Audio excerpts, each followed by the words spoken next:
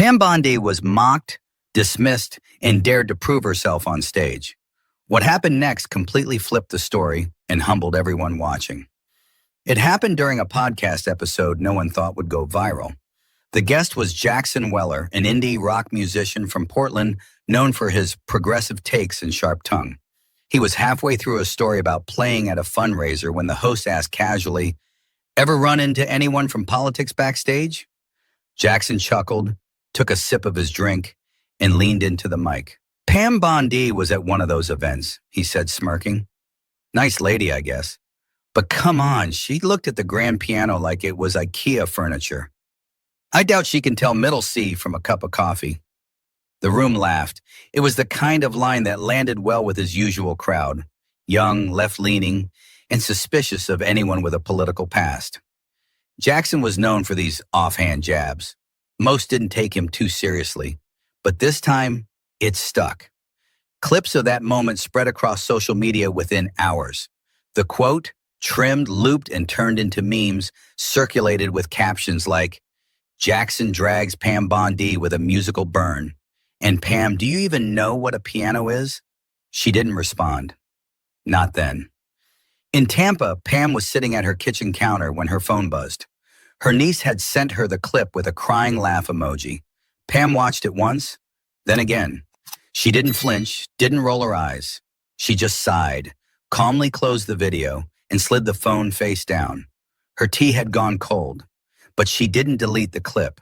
Jackson wasn't done either. A week later, he mentioned her again, this time in an interview with a Seattle-based online mag.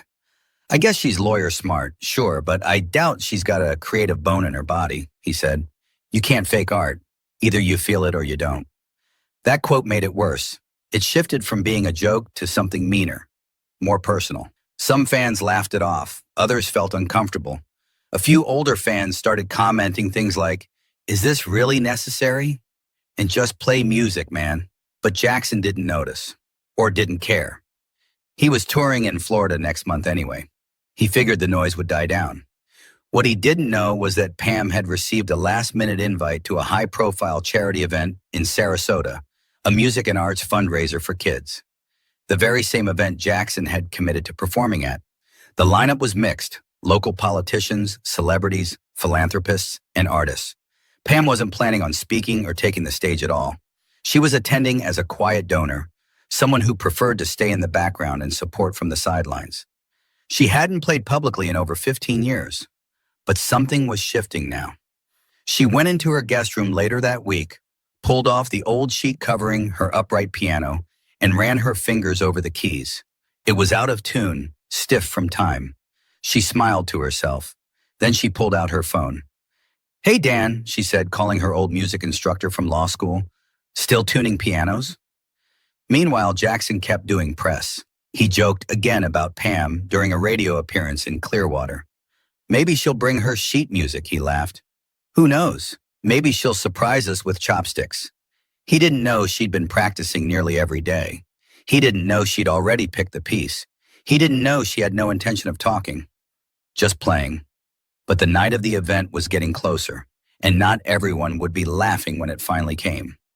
Pam Bondi's public image had always been tightly controlled. Sharp suits, firm statements, camera-ready smiles. For years, that's all most people knew of her. Prosecutor, politician, Fox News contributor, a woman who kept things measured, deliberate, focused. But behind that curtain was something rarely seen, a different rhythm entirely. Before law school, before politics, before the headlines, there was music. Pam grew up in Dunedin, Florida. Her father was the town's fire chief. Her mom taught Sunday school and played piano at church. Every Thursday afternoon, Pam would walk 3 blocks from school to Mrs. Donatelli's house, where an aging Baldwin upright piano sat in the living room, just a few feet from the smell of lemon polish and old books. She was 8 when she first touched the keys, 10 when she fell in love with Chopin. Mrs. Donatelli was tough. She'd slap the edge of the piano bench with a ruler every time Pam slouched or dropped a finger. "Feel the space," she used to say. "Don't just press notes. Tell the truth." By 15, Pam was playing sonatas from memory. At 16, she won second place at the Tampa Bay Youth Music Competition. narrowly missing first after freezing mid-measure during a Debussy piece. That loss stung. She never forgot the silence in the room when she stood up and walked off stage without finishing. She didn't cry. She just folded the program into a neat square and kept it in her wallet for years. But life had other plans. Her parents split, college came fast, and music, while still inside her, got quieter. She pursued criminology, then law. She told herself she'd come back to music later when things calmed down. They never did. Years passed. Career took over. Long work days, press briefings, courtrooms, and campaign trails. The piano stayed in her guest room, gathering dust beneath old books and framed photos. People stopped asking about her hobbies. Most assumed she didn't have any. Even her closest colleagues didn't know about the piano. Only one person ever brought it up again, a man named Grant Halberg. Grant had been a deputy prosecutor, a few years younger than her, with a quiet way about him. During a particularly brutal case in 2007, the two had started working late nights in the office. One night over bad takeout, Grant noticed sheet music in Pam's briefcase. She froze when he pointed it out. "You play?" he asked. "Used to," she said. "What piece?" She hesitated. "Nocturne in C-sharp minor." He blinked. "Seriously? That's not beginner stuff." She nodded, then went back to eating. Nothing else was said. A few weeks later, on her birthday, he left a small envelope on her desk. Inside was a single music page, just the opening bars of that nocturne, along with a yellow sticky note. "Don't wait forever," it read. He died 5 months later. Brain aneurysm, no warning. She never threw away the note. Years later, when her niece sent her that clip of Jackson Weller joking about her and the piano, Pam didn't just hear a jab. She felt the same tight breath she had felt after walking off stage at 16. That sting, that quiet push. She wasn't angry. She wasn't even embarrassed. She was remembering. By the time the Sarasota charity event rolled around, she had practiced every night for nearly 4 weeks. Her hands had been stiff at first, but her muscle memory returned quicker than she expected. She kept the sessions private, lights low, no recordings, just her, the keys, and a promise she hadn't realized she'd made to herself all those years ago. The piece she picked wasn't random. It was the same one she never finished playing on stage, Debussy's Clair de Lune. As the date approached, Pam's name started appearing on the guest list for the event, but listed only as a donor. No public statement, no hint of anything unusual. Jackson Weller didn't notice. Or if he did, he didn't connect the dots. He had a set list ready. A handful of industry friends were flying in. He figured it would be a fun, easy night with a bit of press, some drinks, and applause. Maybe he'd make a cheeky comment or two, get a few laughs, show the crowd that charm he was known for. What he didn't realize was that Pam wasn't coming for attention. She was coming for the music. But the stage wouldn't belong to him forever, and when it didn't, things would start to shift in a way no one saw coming. The Ritz-Carlton Ballroom in Sarasota shimmered under strings of soft light, the kind that made every cocktail dress look tailored and every glass of champagne feel a little fancier. It was a charity event, sure, but it was also a photo op, a gathering of Florida's well-connected, with silent auctions, catered shrimp towers, and a Steinway grand piano parked near center stage like furniture waiting to be acknowledged. The theme was art for the next generation, raising funds for local school music programs. Pam Bondi arrived just after 7:15 p.m., wearing a black satin dress with simple heels. She didn't bring a +1. She didn't alert the press.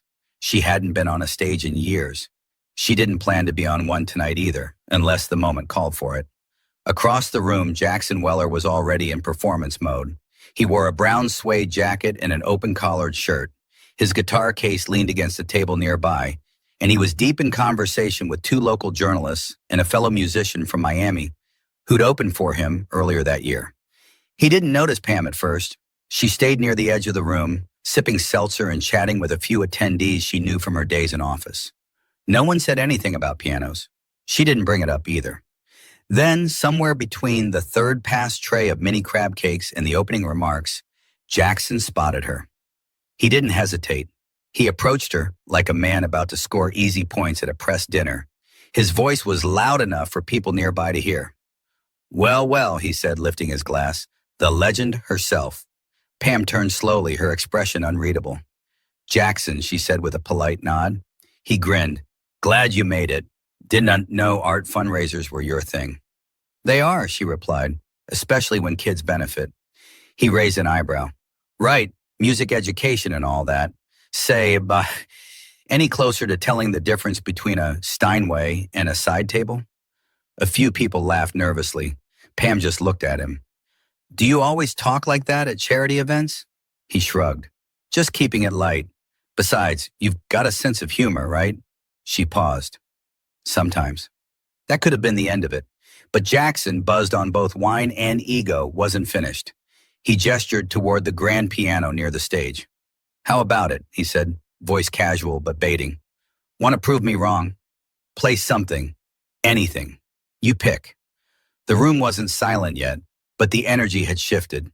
A few heads turned. A photographer stopped mid-frame. Even the woman handling the silent auction paused at her laptop. Pam glanced at the piano, then back at Jackson. I don't play for people who want me to fail, she said softly. That stopped him for a second, just long enough for her to add, but I will play for the kids. Then she walked past him toward the stage. The moment was subtle. She didn't storm off or make a scene. She just moved with that same calm rhythm she used in courtroom. Controlled. Collected. Complete. Jackson stood frozen. He hadn't expected her to say yes. Not really. He thought she'd laugh it off or throw a jab back. But now she was at the piano speaking quietly to the sound technician. The room hushed as people slowly gathered around.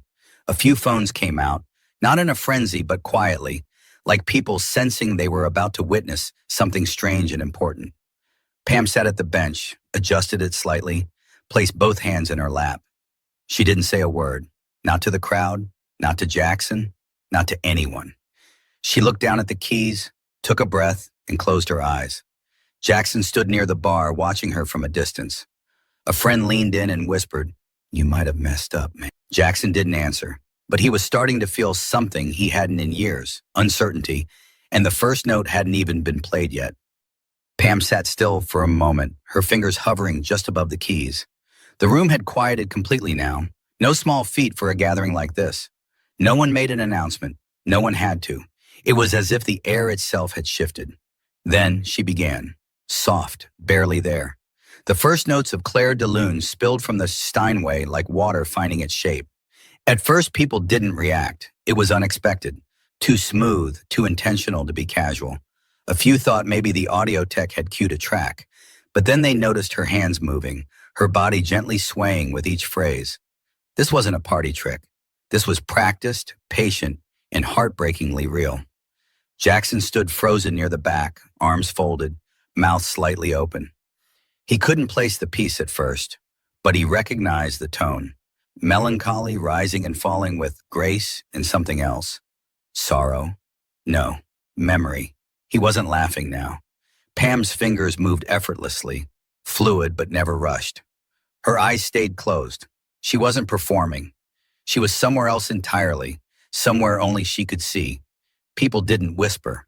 They just watched and listened. The camera phones that had started coming out were now up in full force. You could hear the faint clicks of photos being taken, but even those sounds felt muted, like the room didn't want to break the spell. And Jackson? He was remembering something too. A night 10 years ago in San Francisco. A club with 20 people. His guitar slipping in his hands because he was so nervous. His fingers kept missing the right chords. He wanted to quit mid-song. But a woman in the back row had started swaying to the music anyway, smiling like she could hear something no one else could. He hadn't felt that exposed in years, not until now. Pam's piece slowed, drifted, and held it on one long, aching chord. Then silence. She opened her eyes. Just a second too long. She closed the lid softly. Not dramatically. Just done. She stood, gave the faintest nod to the technician, and stepped off the stage. No bow, no grand gesture. Just a woman who had something to say, and said it without using her voice. For a full 10 seconds, no one moved. Then came the applause. Not forced, not polite. It built from the middle of the room, rising like something boiling over. A few people stood, then more, then nearly everyone. It wasn't about politics. It wasn't about revenge. It was about being proven wrong in the most elegant way possible. Pam didn't smile. She didn't need to. She simply returned to her seat and sipped her seltzer. Jackson didn't approach her. Not yet. He stayed at the back, a hand at his chin, watching. His friend whispered again, "You okay?" He blinked. I think I just got humbled." Later, during his set, Jackson got on stage with less swagger than usual. He adjusted his guitar strap, tapped the mic, and said, "I'm going to change the set list." Some chuckles from the crowd. He didn't smile. "Before I play, Mom, I want to say something," he said. "When I was younger, I used to think I could size people up quick, that I knew who had what, talent, depth, heart." He paused. "Turns out I've been pretty arrogant." He looked toward Pam, "and I owe someone an apology." The room went quiet again. Jackson played a stripped-down version of one of his older songs. No effects, no looping pedal, just chords and a voice slightly rough with honesty. And when he finished, the applause was just as real as it had been for her. Pam didn't clap. She listened, and that was enough. But the night wasn't over yet, and the world outside that ballroom was about to find out what really happened inside it. By the next morning, videos of Pam at the piano were spreading across social media. One clip, shaky and filmed from behind a table of wine glasses, had already passed 1 million views. The caption read, "Pam Bondi just silenced a room with Debussy." Twitter was a mess of reactions. Some praised her. "Didn't have Pam Bondi playing Claire de Lune on my 2025 bingo card, but here we are." Say what you want about her politics. That was beautiful. Pure, raw talent. Others were suspicious, accusing the event of being staged. No way she just pulled that out of nowhere. PR stunt? What's next? DeSantis breakdancing? But the skeptics were drowned out by something deeper: curiosity, fascination, disbelief that someone so pigeonholed by the media could possess such quiet grace. And Jackson? He hadn't posted anything. No tweets, no stories, no sarcastic follow-up. Instead, he sat in his hotel room in Sarasota with his guitar across his lap and nothing coming out. No lyrics, no progressions, just a feeling in his chest he couldn't name. He kept replaying the moment. Her hands, the weight of each note, the way the room held its breath. It wasn't just that she was good, she was expressive in a way he hadn't seen in years. And she did it without needing a single audience on her side. He thought back to something his old music teacher once told him in Los Angeles. Real musicians don't play to be understood. They play because they understand something no one else can say out loud. For the first time in years, that actually made sense to him. Meanwhile, Pam stayed quiet. She got home the next day, greeted her dog, watered the plants, and slipped back into routine. She wasn't one for interviews or morning shows. She declined a request from Good Morning America and a podcast offer from NPR. She even ignored a flattering message from a major music publication that wanted to feature her in a story titled The Secret Virtuoso. She didn't want to be a symbol or a headline. She'd already said what she needed to say, and it was in the music. But she did reply to one email. It was from a 16-year-old girl in Arizona who'd watched the video online. She wrote, "I'm not into politics, but I've been scared to sign up for piano class because I'm not very good yet. After watching you, but I think I'll try anyway." Pam stared at the message for a long time before typing 2 lines back. "Thank you. And remember, the key is not to be perfect. Just be honest." That night, Jackson did post something.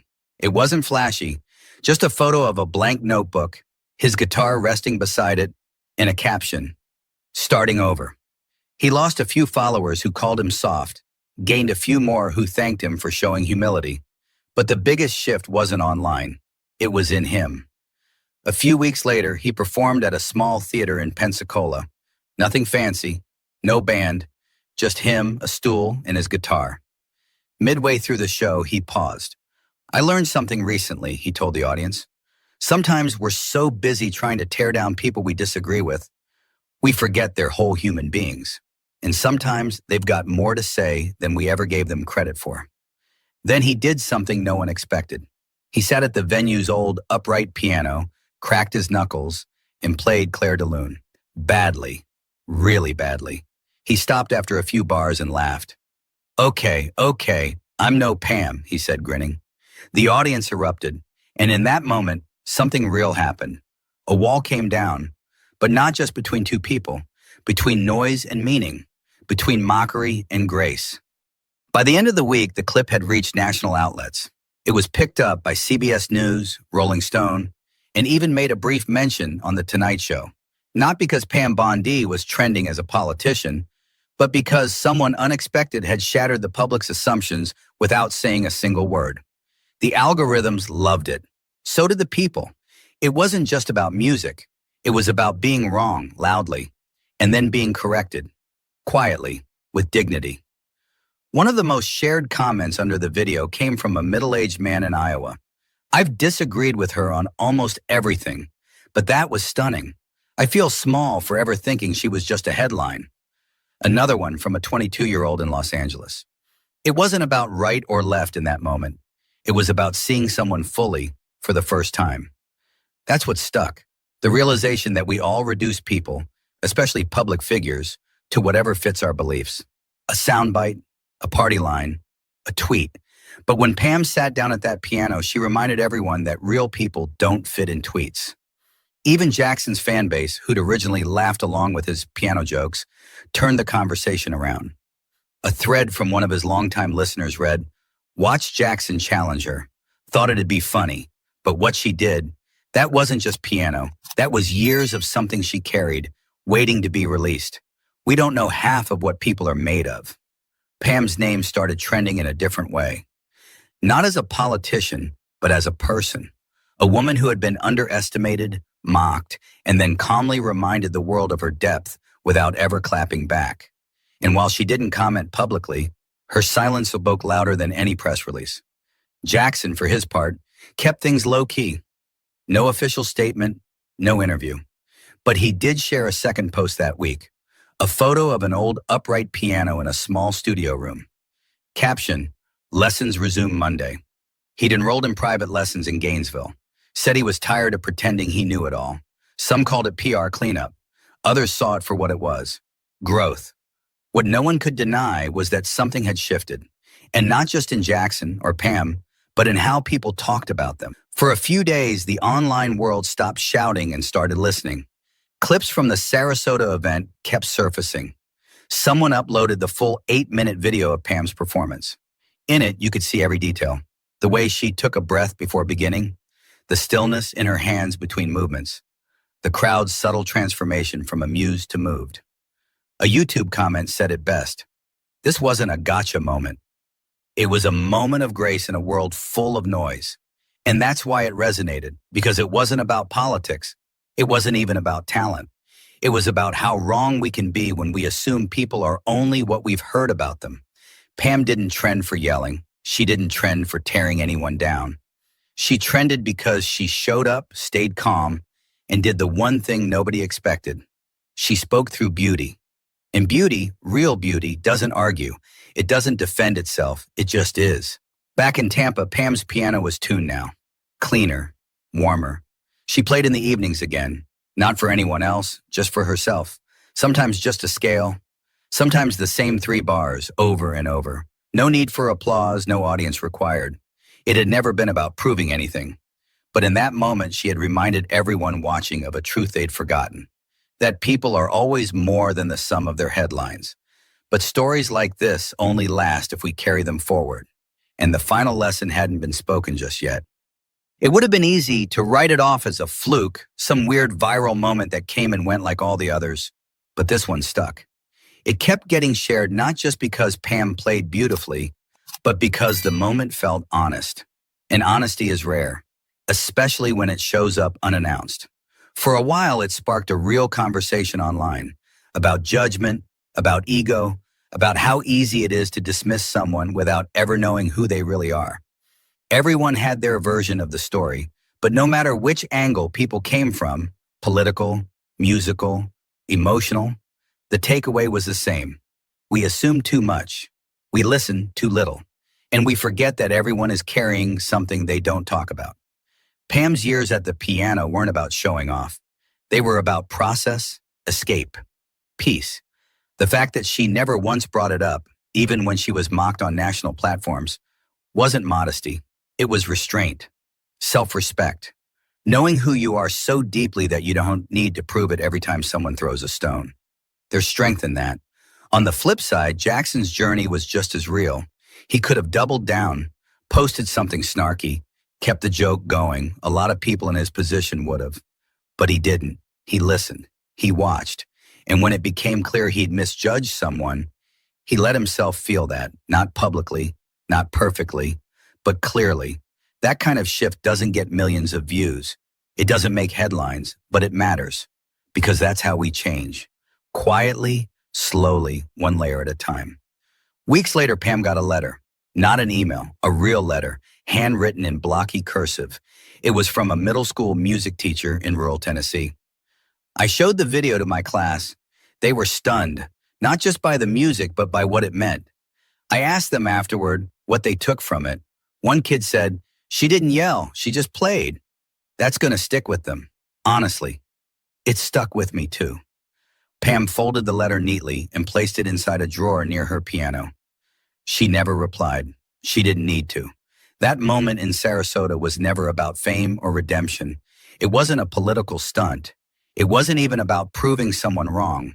It was about showing what it looks like when someone knows exactly who they are and doesn't let noise, mockery, or public opinion shake that foundation. There's a lesson in that for all of us.